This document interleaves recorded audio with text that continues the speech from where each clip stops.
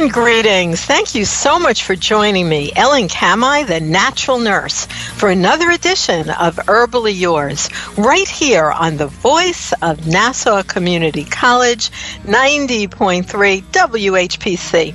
Herbally Yours brings you the latest information about the many facets in the world of natural living. Today, I have a very important show for you, and this is with a guest who is right in your area. If you're listening on Long Island, I know we have people listening literally everywhere in the country and everywhere in the world because you can listen on iHeartRadio. But especially for your local people, this show is for you because we have a wonderful holistic dentist, which is not an easy thing to find. People are always calling me looking for holistic health providers, and you are going to be very impressed when you meet our guest today, Dr. Olga Isevia, and we just call her Dr. Olga. She graduated from Louisiana State University School of Dentistry, and then she rediscovered her passion for dentistry in the newly emerging holistic field of biomimetic dentistry, and we'll let her tell you what that means.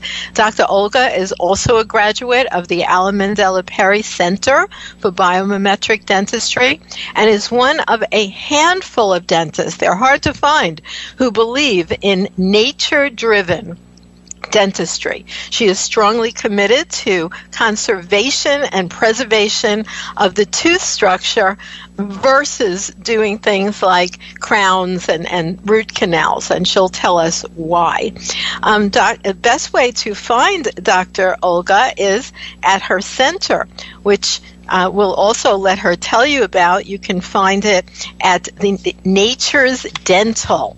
So thank you so much for joining us today, Dr. Olga. Hi, Elaine. Thank you so much for having me. Now, I forgot to mention something which is important because you also are very grounded in Reiki healing and energy medicine. Yes. I got into Reiki mainly for self-healing, and I'm a Reiki 2 healer. And I like to incorporate that into my dentistry if the patient requests. But I'm sure Reiki is always flowing, as you know. We have to be connected constantly to the higher source. Now, when you started your life's work many years ago, you entered dental school here in the United States. Right. What made you want to be a dentist in the first place? Well, I come from a family of physicians, and that was kind of on the back of my mind. I always played with little instruments and little tools when I was little and trying to fix people's and balls. So as I got older and we moved to the U.S., I got interested in dentistry. Mainly, I had some bad teeth myself, so I went to observe a couple of times to the dental office, and I was impressed. So that was a very easy decision for me, and I never regret it.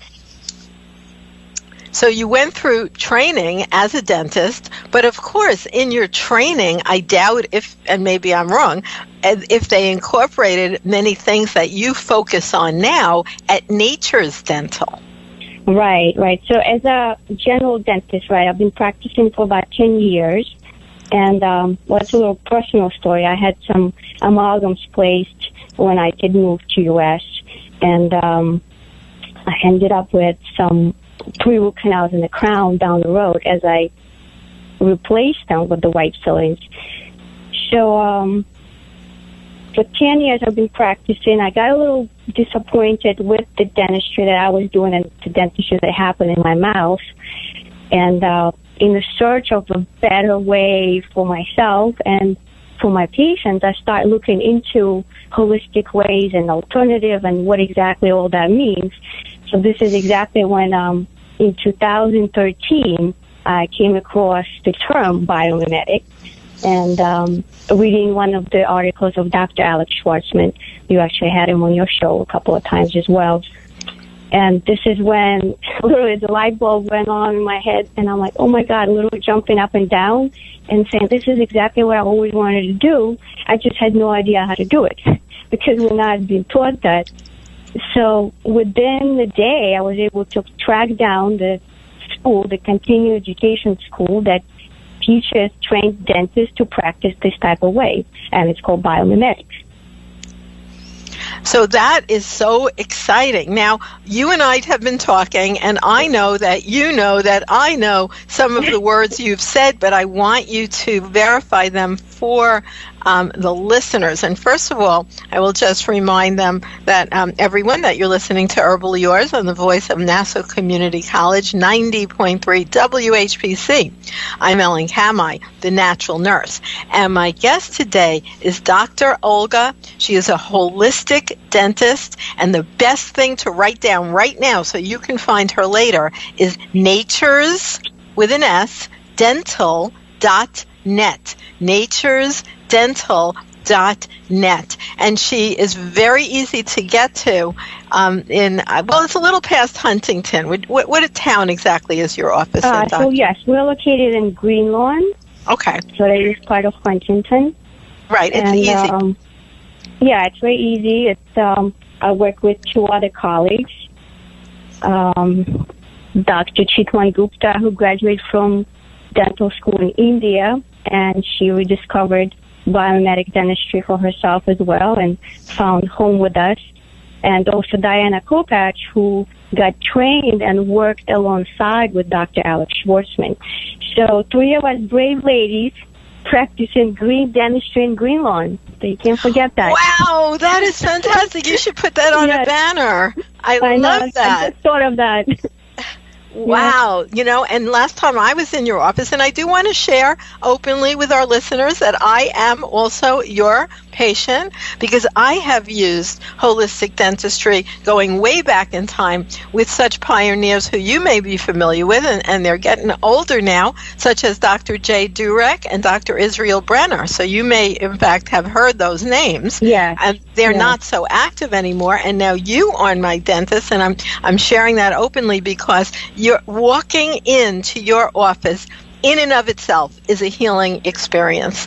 There's beautiful aromatherapy. There are like soothing fountains. It's like a meditative state, which you don't usually encounter in a mainstream dental office just walking in, let alone all the work you do that's different. So that's what I wanted you to share. What is the difference between amalgam fillings and white fillings? You used those terms. What do they mean? Certainly. So the amalgam fillings would be more like metal fillings. They're 50% filled with amalgam, with the mercury. So it's a blend of metals with mercury in it. And as we're learning now, the toxicity of mercury, this type of dentistry kind of coming more into focus because this is our main point. We remove a lot of toxic metal fillings, which not only leak mercury, but they literally crack our teeth. And this is what's so sad and kind of what happened to me in the process of removing them. They're very rigid. As you understand, metal is very rigid. So, and our teeth, believe it or not, are very flexible. They're strong and yet flexible. So this amalgam filling, like you don't need to be an engineer or a dentist to realize when it's wedged in the middle of the tooth throughout time, and sometimes they've been there for 20, 30 years, they tend to crack our teeth from the inside, and the bacteria gets in and start doing their dirty business, and this is how you can get the cavities underneath those big metal fillings.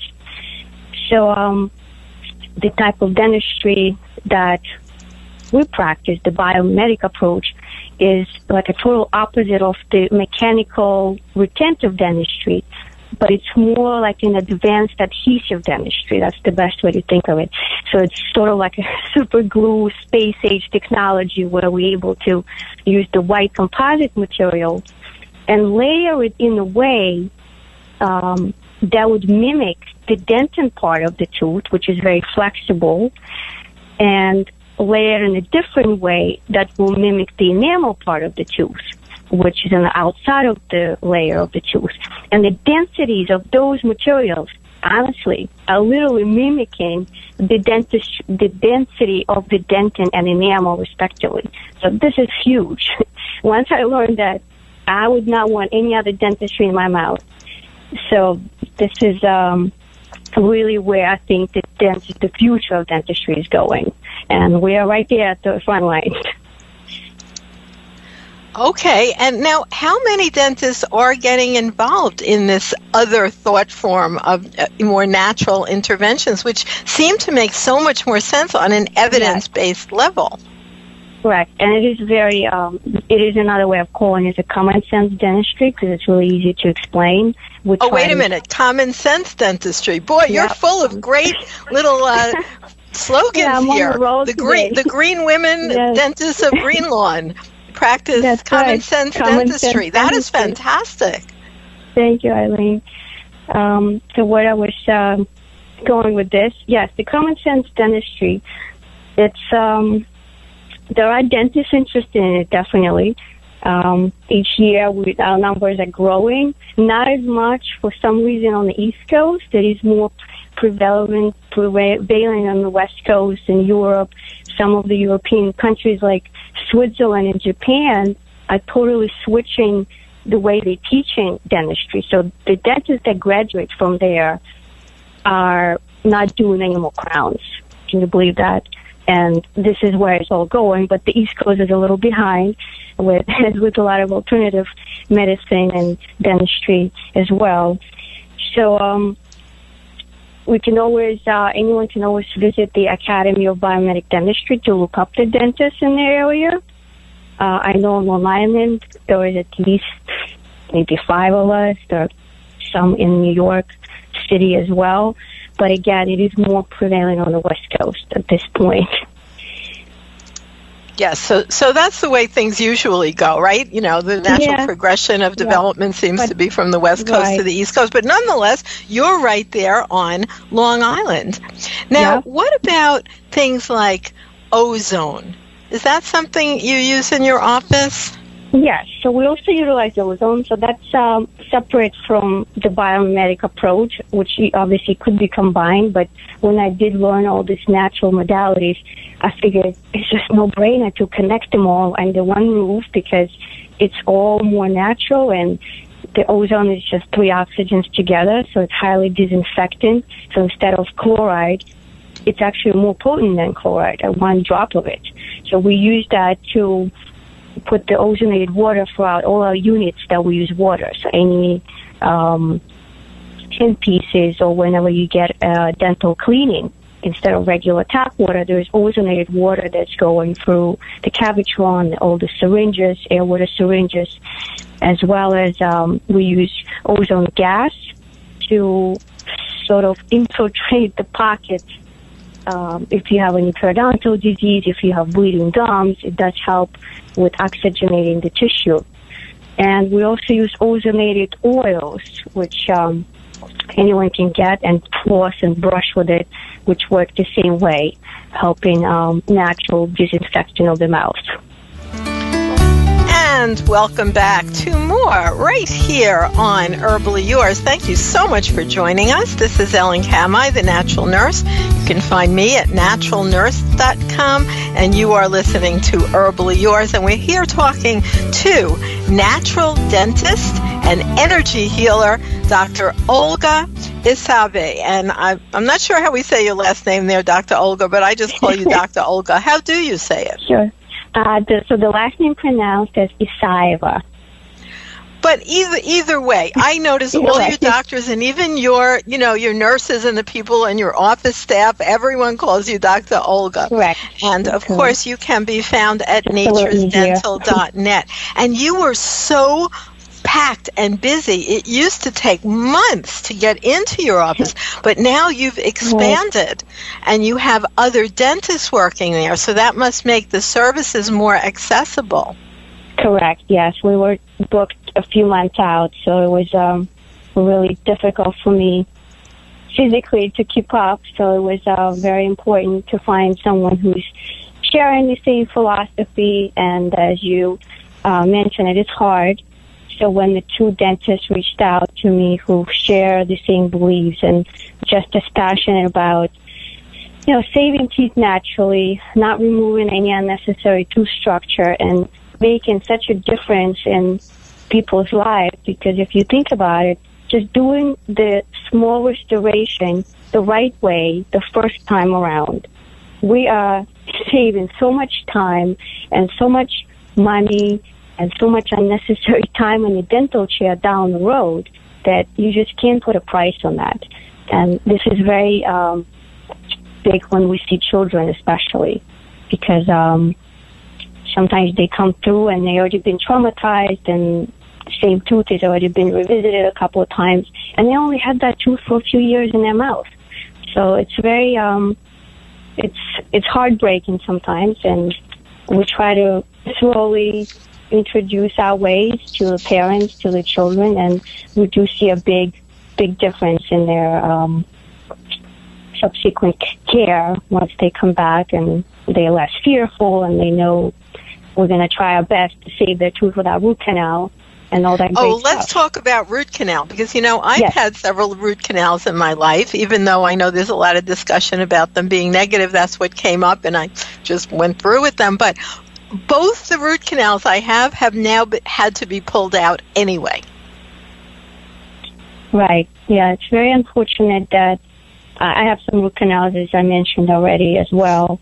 And once you get that, it's very hard to reverse it. So the only option is either to remove the tooth and then walk around with no tooth, or have an implant placed, where some people are not comfortable with that either, or have a little denture. So the focus of our practice is prevent that from happening, because as we learn, root canals are toxic, and whatever we can do to prevent that from going south, that will be in the dentist's hands. Wow. So what about root canal? Why is it, so often recommended? And what is another way to deal with I don't even know what it is. Is it an infection, or what leads them to suggest a root canal? Right. There's different reasons why a person may need a root canal. So the ones that happened in my mouth, at least, or the ones that are commonly seen, for example, a crown, a restoration, that's called a crown, or a cap.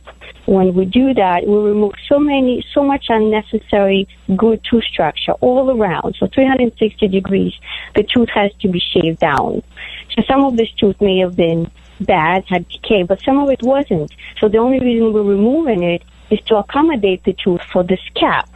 And in my eyes, and in biomedic vision, this is very aggressive. So this type of aggressive preparation on a live tooth, down the road, scientifically proven, will lead to root canals. And they may happen in a couple of years, it may happen in 5 years, 10 years, but there is a chance that it may happen. So what we want to do is preserve any good tooth structure left. And again, the science shows the more destructive the tooth is, so the bigger the decay is, the more conservative we have to be by preserving anything that's left that's healthy. So that goes against crowns right away, because, like I said, crowns are very aggressive and remove a lot of tooth structure.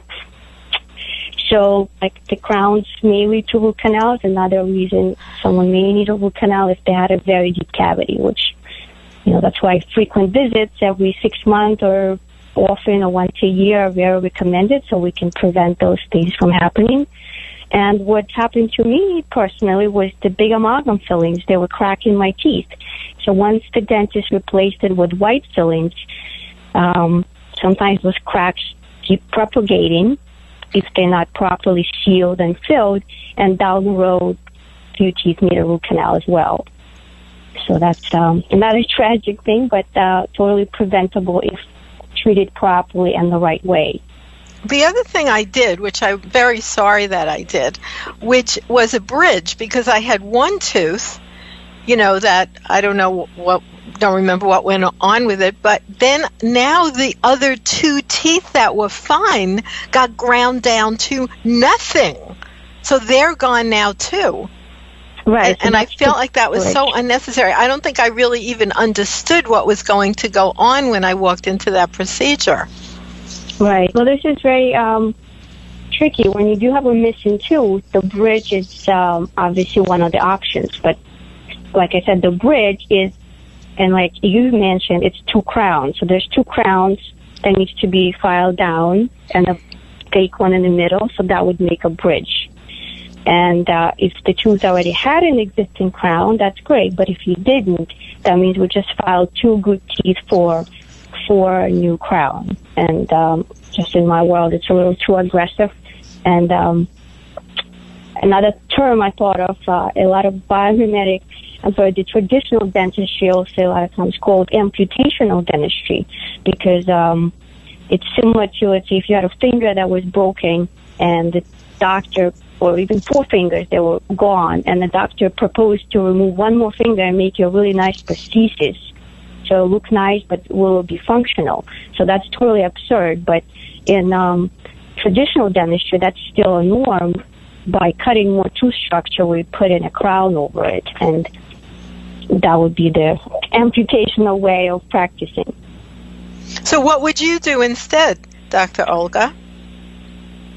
Instead of a bridge? Well, that's what I was mentioning, Eileen. Biomimetic dentistry deals with preventing tooth structure, preventing dentistry, conservative dentistry. Once you already have a tooth missing, we have to kind of go back to either an implant or a partial.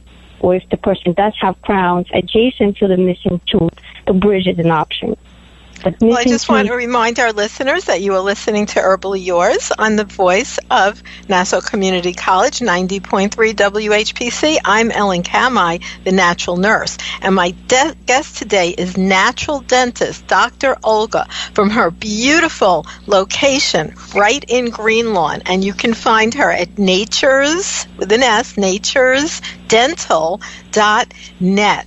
So, Dr. Olga, for instance, what I have used for myself now is like these little plastic things in some missing tooth areas that I just snap in and snap out at night. Right. So what do you think of those? I mean, they seem to be losing favor in mainstream.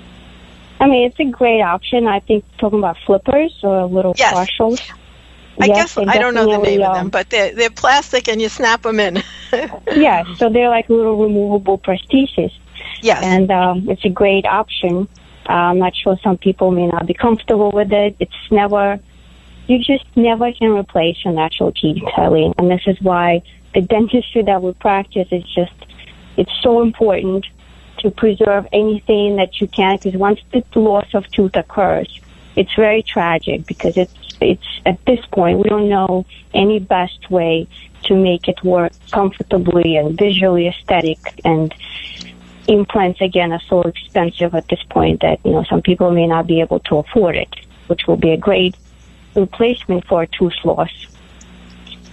So you think implants are a good replacement, but there is a large cost. So, yeah, I'm not that comfortable, although they say those posts that they're using a titanium, which does not seem to be that toxic.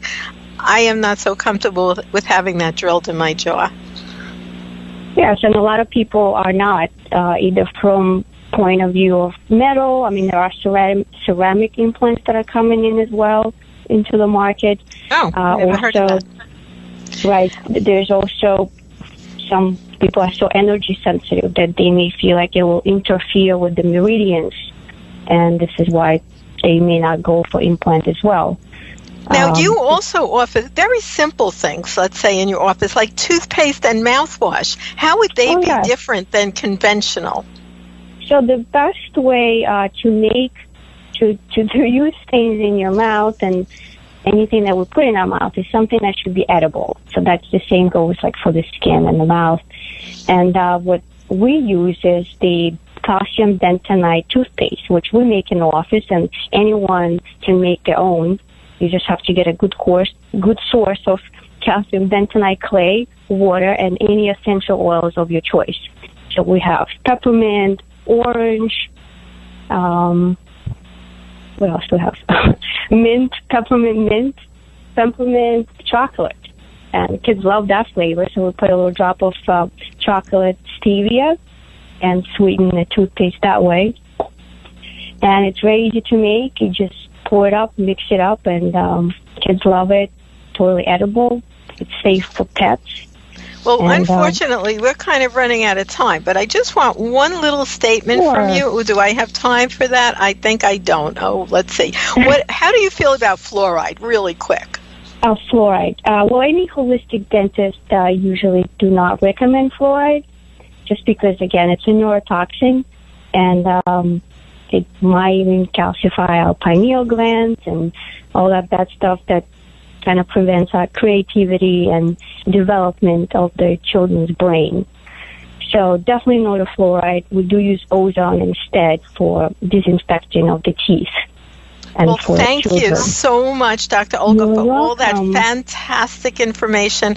And I want to give out your phone number to our listeners at your office, which is 631-316-1816. And you can also find Dr. Olga and her wonderful team of Green Women Dentists right in Greenlawn at naturesdental.net.